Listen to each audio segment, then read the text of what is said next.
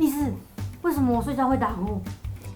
打呼通常可能是因为嘴巴里面的软组织太多，或者是因为舌头肌肉没力，就容易造成打呼的状况。这样你知道吗？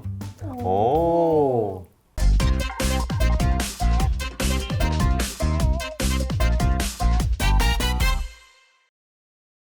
大家好，我是你的牙医师罗世杰，欢迎收看牙医黑杰克，让你一手掌握牙齿神奇的奥妙。杰克，怎么办？睡觉打呼最普遍的影响就是自己和枕边人的睡眠品质。有些人会被自己的打呼声吓醒，造成睡眠中断。睡眠的中断时间错误，对于整个睡眠品质会有很大的影响。形同没睡觉，反而造成过度疲劳。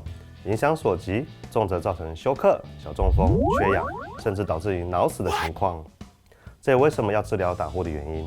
大家可能不知道为什么牙齿矫正可以改善打呼，接下来就告诉你真正的2大原因。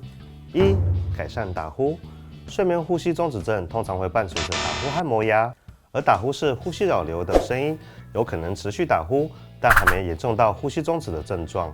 打呼的原因常常是牙齿排列不整齐、下颌后缩、牙弓狭窄、舌头肥大这些状况造成打呼的。所以牙齿矫正可以直接改善这些状况。2. 改善睡眠。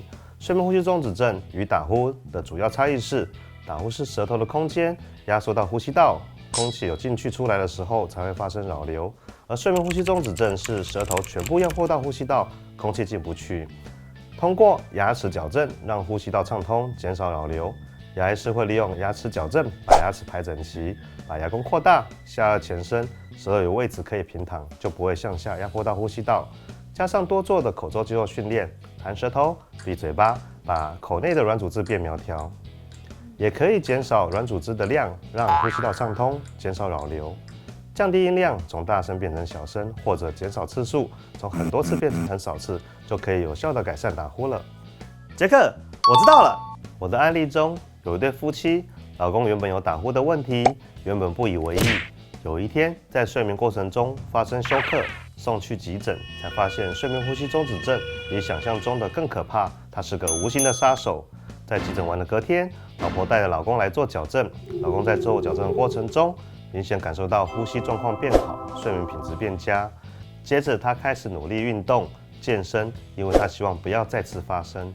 我最近看到这对夫妻长期健身，身材更好，夫妻感情更佳，是我喜欢看到的结果。杰克，太棒了！我是你的牙医师罗世杰，喜欢我的影片欢迎按赞、分享或者在下方留言。牙医黑杰克，让你一手掌握牙齿神奇的奥妙。